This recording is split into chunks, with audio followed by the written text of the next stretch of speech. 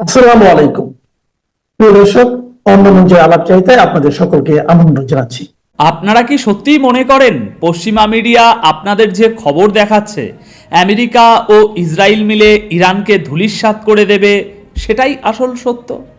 খবরদার, পশ্চিমা প্রপাগ্যান্ডার ফাঁদে পা দেবেন না। আসল খেলাটা পর্দার আড়ালে ঘটে গেছে। নেতানিয়াহু আজ জরুরি ভিত্তিতে তার ক্যাবিনেট মিটিং শেষ করে সোজা পার্লামেন্টে গিয়ে এমন এক ভাষণ দিয়েছেন যাকে জিওপলিটিক্যাল ভাষায় বলা হয় প্রি ওয়ার স্পিচ বা যুদ্ধের পূর্ব প্রস্তুতির ঘোষণা। নেতানিয়াহুর ওই কাঁপা কণ্ঠের ভাষণের অর্থ একটাই, তারা বুঝতে পেরেছে যে তারা এমন এক ফাঁদে পা দিয়েছে যেখান থেকে বের হওয়ার কোনো রাস্তা নেই। এই মুহূর্তের সবথেকে বড় ব্রেকিং খবর, নেতানিয়াহুর সেই পূর্ব পরিকল্পনাহীন ভাষণ। তিনি ক্যামেরার সামনে দাঁড়িয়ে ইসরায়েলি নাগরিকদের কিসের জন্য প্রস্তুত হতে বললেন, যা পশ্চিমা মিডিয়া সেন্সার করছে। আপনারা যারা ভাবেন আমেরিকা চাইলেই যে কোনো দেশে হামলা করতে পারে, করে পার পেয়ে যাবে, আজকের এই 10 মিনিটের আলোচনা আপনাদের সেই চিন্তাধারা পুরোপুরি বদলে দেবে। তাই ভিডিও শেষ পর্যন্ত সাথে থাকুন। আজ 24শে ফেব্রুয়ারি মঙ্গলবার বিকেল 5টায় এই খবর পড়ছি। চলুন শুরু করা যাক ইসরায়েলি পার্লামেন্ট নেসেট থেকে। দর্শক, খবরটি সাধারণ মনে হলেও এর ভিতরের জিওপলিটিক্যাল ইম্প্যাক্ট কিন্তু ভয়ঙ্কর। আজ নেতানিয়াহু তার ক্যাবিনেট মিটিং থেকে বের হন। সেখানে কি আলোচনা হয়েছিল তা টপ সিক্রেট, কিন্তু সেই মিটিং থেকে বের হয়ে তিনি কোনো স্ক্রিপ্ট ছাড়াই সরাসরি পার্লামেন্টে চলে যান। তার বডি ল্যাঙ্গুয়েজ ছিল দেখার মতো। তিনি তার দেশের জনগণকে বলেছেন, আমরা খুব কঠিন এবং চ্যালেঞ্জিং সময়ের দিকে যাচ্ছি, আমাদের চোখ খোলা রাখতে হবে। কাল কি হবে আমরা কেউ জানি না, যে কোনো পরিস্থিতির জন্য নিজেকে প্রস্তুত করুন। একবার থামুন এবং চিন্তা করুন, যে ইসরায়েল এতদিন হুঙ্কার দিচ্ছিল যে তারা পুরো মধ্যপ্রাচ্য কন্ট্রোল করে, যাদের পিছনে আমেরিকার মতো সুপার পাওয়ার দাঁড়িয়ে আছে, সেই দেশের প্রধানমন্ত্রী কেন হঠাৎ করে তার জনগণকে যে কোনো পরিস্থিতির জন্য প্রস্তুত হতে বলছেন? তিনি সরাসরি ইরানের সুপ্রিম লিডার আয়াতুল্লাহ আলী খামেনির নাম নিয়ে হুমকি দিয়েছেন ঠিকই, কিন্তু সাইকোলজিক্যাল ওয়ারফেয়ারের নিয়মে যখন কোনো রাষ্ট্রনেতা তার জনগণকে শেল্টারে যাওয়ার প্রস্তুতি নিতে বলেন, তখন বুঝতে হবে তারা আক্রমণ করার চেয়ে আক্রান্ত হওয়ার ভয়ে বেশি ভীত। দেখুন দর্শক, আমেরিকার সাবেক প্রেসিডেন্ট জর্জ ডব্লিউ বুশ আফগানিস্তানে হামলার আগে ঠিক এরকম একটি ভাষণ দিয়েছিলেন, কিন্তু বুশের ভাষণ ছিল আক্রমণ করার, আর এখানে নেতানিয়াহুর এই ভাষণ হলো ডিফেন্সে যাওয়ার, বাঁচার তাগিদে দেওয়া ভাষণ। তিনি জানেন আকাশ থেকে যখন ইরানের হাইপারসনিক মিসাইলের বৃষ্টি হবে, তখন আয়রন ডোম বা ডেভিড সিলিংয়ের মতো ডিফেন্স সিস্টেমগুলো খেলনা ছাড়া আর কিছুই মনে হবে না। আচ্ছা, আপনারা কি জানেন যুদ্ধের প্রথম সিগন্যাল কোথায় পাওয়া যায়? বর্ডারে নয়, স্টক মার্কেটে। ইসরায়েলের ভিতরে এখন কি চলছে জানেন? সাধারণ জনগণ হয়তো সরকারের কথায় বিশ্বাস করে বসে আছে, কিন্তু ইসরায়েলের বিলিনিয়ার এবং ইনভেস্টররা হিসেব বুঝে গেছে। তারা তাদের সমস্ত স্টক মার্কেটের পজিশন ক্লোজ করে দিচ্ছে এই মুহূর্তে, কারণ তারা জানে যদি যুদ্ধ শুরু হয় তবে ইসরায়েলের অর্থনীতি তাসের ঘরের মতো ভেঙে পড়বে।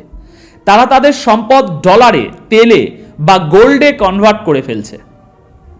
যাদের কাছে ডুয়েল সিটিজেনশিপ আছে, আর আমরা জানি ইসরায়েলের প্রায় 99% নাগরিকেরই কোনো না কোনো ইউরোপিয়ান বা আমেরিকান পাসপোর্ট আছে, তারা ব্যাগ গুছিয়ে ফ্লাইট ধরছে। 15 লাখের বেশি মানুষ ইতিমধ্যে দেশ ছেড়েছে বলে তথ্যে জানা যাচ্ছে। আপনারা নিজেদের প্রশ্ন করুন, যদি আমেরিকা তাদের সামরিক বহর পাঠিয়ে ইসরায়েলকে পুরোপুরি সুরক্ষিত করেই থাকে, তবে এই এলিটরা পালাচ্ছে কেন? কারণ তারা জানে আমেরিকার যুদ্ধজাহাজ তাদের ভূখণ্ডকে রক্ষা করতে পারবে না যদি যুদ্ধ লেগে যায়। তারা জানে এই যুদ্ধটা শুধু সামরিক ঘাঁটির মধ্যে সীমাবদ্ধ থাকবে না, এই যুদ্ধের আগুন তাদের প্লাজা, তাদের মার্কেট, তাদের বাড়িঘর পর্যন্ত পৌঁছাবে। এটাই হলো সাইকোলজিক্যাল পরাজয়। একটা গুলি ফায়ার হওয়ার আগেই ইসরায়েলের অর্থনীতি এবং এলিট ক্লাস হার মেনে নিয়েছে। এবার আসুন আজকের সবচেয়ে গুরুত্বপূর্ণ পয়েন্টে। জিওপলিটিক্স যারা বোঝেন তারা ইরানের এই চালটিকে শতাব্দীর অন্যতম সেরা কৌশলগত বিজয় হিসাবে মানতে বাধ্য। আপনারা খবর পড়ছেন যে আমেরিকা মধ্যপ্রাচ্যে তাদের সামরিক শক্তি বাড়াচ্ছে, যুদ্ধজাহাজ পাঠাচ্ছে। নিউ ইয়র্ক টাইমস তো রিপোর্ট করেছে যে আমেরিকা হয়তো ইরানের পারমাণবিক স্থাপনায় লিমিটেড স্ট্রাইক বা সীমিত আক্রমণ করার কথা ভাবছে। এটা শুনে অনেকের মনে হতে পারে আমেরিকা তো বিশাল শক্তিশালী, ইরান বোধহয় এবার শেষ। কিন্তু দর্শক, খেলাটা অন্যভাবে ঘুরে গেছে। ইরান এমন একটা থিওরি প্লে করছে এই মুহূর্তে যা আমেরিকার পেন্টাগনদের জেনারেলদের রাতের ঘুম হারাম করে দিয়েছে। ইরান ওয়াশিংটনকে খুব পরিষ্কার একটা মেসেজ দিয়েছে, যদি ইসরায়েল একা আমাদের উপর হামলা করে আমরা শুধু ইসরায়েলকে মাটির সাথে মিশিয়ে দেব, কিন্তু আমেরিকা যদি এই হামলায় সরাসরি অংশ নেয় বা আমেরিকার কোনো ঘাঁটি থেকে আমাদের উপরে হামলা হয়, তবে আমরা ইসরায়েল এবং পুরো মধ্যপ্রাচ্যে থাকা আমেরিকার প্রতিটি সামরিক ঘাঁটিতে একযোগে হামলা করব। Broom! This is master stroke. আপনারা কি বুঝতে পারছেন এখানে কি ঘটল? ইরান আমেরিকাকে একটি পরিষ্কার চয়েস দিয়েছে। তুমি কি ইসরায়েলকে বাঁচাতে গিয়ে মধ্যপ্রাচ্যে তোমার নিজের সাম্রাজ্য ধ্বংস করতে চাও? আমেরিকা খুব ভালো করেই জানে সরাসরি ইরানের সাথে যুদ্ধে জড়ালে এই যুদ্ধ শুধু ইরান আর আমেরিকার মধ্যে সীমাবদ্ধ থাকবে না, 8 থেকে 10টি দেশ এই যুদ্ধের লাপেটে চলে আসবে। আমেরিকার যেসব ঘাঁটি বিভিন্ন আরব দেশে আছে সেগুলো ধ্বংস হবে। আর সবচেয়ে বড় কথা, আমেরিকা যদি মধ্যপ্রাচ্যে আটকে পড়ে তবে সেই সুযোগে চীন তাইওয়ান দখল করবে এবং রাশিয়া ইউরোপে তাদের আধিপত্য চিরস্থায়ী করবে। আমেরিকা এই মুহূর্তে রাশিয়া এবং চীনের সাথে একটা কোল্ড ওয়ারে ব্যস্ত। তাদের ইকোনমি এরকম একটা বিশাল প্রত্যক্ষ যুদ্ধের ভার নিতে পারবে না। যে আমেরিকা সরাসরি চীনের সাথে লড়তে ভয় পায়, যে আমেরিকা রাশিয়ার সাথে সরাসরি ময়দানে নামে না, তারা কি একা ইরানের সাথে লড়তে আসবে? বিশেষ করে যখন ইরানের পিছনে রাশিয়া এবং চীনের নীরব কিন্তু অত্যন্ত শক্ত সমর্থন রয়েছে।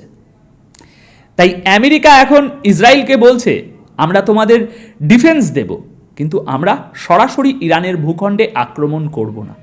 এটাই ইরানের বিজয়। ইরান এই ভয়টাই আমেরিকানদের মনে ঢুকিয়ে দিতে চাইছে এবং তারা সফল হয়েছে। পশ্চিমা মিডিয়া এই ভয়টাকে আড়াল করার জন্য আমেরিকার শক্তি বৃদ্ধি বলে খবর ছাপাচ্ছে, কিন্তু আসলে এটা আমেরিকার ভয় থেকে নেওয়া একটা ডিফেন্সিভ পজিশন।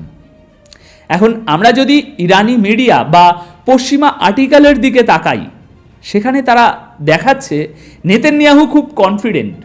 তিনি বলছেন আমেরিকার সাথে আমাদের সম্পর্ক এখন ইতিহাসের সবচেয়ে শক্তিশালী পর্যায়ে আছে। কিন্তু এই শক্তিশালী সম্পর্কের আড়ালের গল্পটা কি? তাদের পার্লামেন্টে আসলে কি হচ্ছে? ইসরায়েলের প্রথম সারির সংবাদ মাধ্যমগুলো একটু গভীরভাবে বিশ্লেষণ করলেই আপনারা ইসরায়েলের ভিতরের ভাঙন দেখতে পাবেন। সেখানে বিরোধী দলীয় নেতা ইয়ার ল্যাপিদ নেতানিয়াহুকে আক্ষরিক অর্থেই তুলোধনা করেছেন। নেতানিয়াহুর মুখের ওপর বলেছেন, আপনি আমাদের টোটাল ভিক্টরি বা সম্পূর্ণ বিজয়ের প্রতিশ্রুতি দিয়েছিলেন, কিন্তু আপনি আমাদের জন্য নিয়ে এসেছেন টোটাল ডিসগ্রেস বা চরম অপমান। ল্যাপিদ বলেছেন, ইতিহাস আপনাকে শুধু ব্যর্থতার জন্যই মনে রাখবে। আপনি যতই ইতিহাস বদলানোর চেষ্টা করেন না কেন, আপনি ব্যর্থ। আপনারা কি পরিস্থিতিটা বুঝতে পারছেন?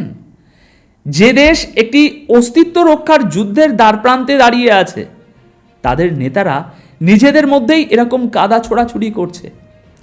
ল্যাপিদ হয়তো শেষে গিয়ে বলেছেন যে ইরানের বিরুদ্ধে আমরা সবাই এক, কিন্তু এই একতা কোনো শক্তির একতা নয়। এই একতা হলো মৃত্যু ভয় থেকে তৈরি হওয়া বাধ্যবাধকতা। তারা জানে যদি তারা এক না হয় তবে এই ভূখণ্ডে তাদের আর কোনো অস্তিত্ব থাকবে না। আপনারা একবার চিন্তা করে দেখুন, 57টি তথাকথিত ইসলামিক রাষ্ট্র আজ নীরব দর্শক। কারো কোনো স্ট্যান্স নেই, কারো এক বিন্দু সাহস নেই ইসরায়েল বা আমেরিকার চোখের দিকে তাকানো। অথচ ইরান সম্পূর্ণ একা দাঁড়িয়ে এই পশ্চিমা ব্লক এবং তাদের মিত্রদের চোখে চোখ রেখে চ্যালেঞ্জ ছুড়ে দিচ্ছে। এবং শুধু চ্যালেঞ্জই ছুটছে না, তাদেরকে তাদের নিজেদের ঘরে আবরুদ্ধ করে রাখছে। চীন এবং রাশিয়া এই পুরো খেলাটা খুব নিবিড়ভাবে পর্যবেক্ষণ করছে। এই যুদ্ধে ইরান যদি জয়ী হয় তবে বিশ্বে আমেরিকার যে সুপার পাওয়ার মনোপলি আছে তার চিরস্থায়ী পতন ঘটবে। আমেরিকার আর কোনো ক্ষমতা থাকবে না কাউকে চোখ রাঙানোর। নতুন বিশ্ব ব্যবস্থা বা নিউ ওয়ার্ল্ড অর্ডারের কেন্দ্রবিন্দু হয়ে উঠবে চীন, রাশিয়া, ইরান, এই নতুন শক্তি। আজ নেতানিয়াহুর ওই পার্লামেন্ট স্পিচ কোনো বিজয়ের হুঙ্কার ছিল না, ওটা ছিল একটা ডুবন্ত জাহাজের ক্যাপ্টেনের শেষ আর্তনাদ। ইসরায়েলের বিলিনিয়াররা বুঝে গেছে যে এই জাহাজে আর থাকা নিরাপদ নয়।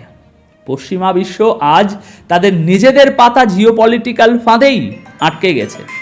তারা না পারছে সম্মান নিয়ে পিছু হটতে, না পারছে এগোতে। আর এটাই হচ্ছে সত্যিকারের স্ট্র্যাটেজিক মাস্টার মাইন্ডের খেলা। আগামী কয়েকদিন বা কয়েক সপ্তাহের মধ্যে আমরা হয়তো এমন কিছু দেখতে চলেছি যা গত কয়েক দশকে পৃথিবী দেখেনি। যদি সত্যি সংঘাত শুরু হয় তবে মনে রাখবেন, এটা শুধুমাত্র দুটো দেশের যুদ্ধ হবে না, এটা হবে পুরো পশ্চিমা সাম্রাজ্যবাদের পতনের সূচনা। এ বিষয়ে আপনারা কি মনে করেন?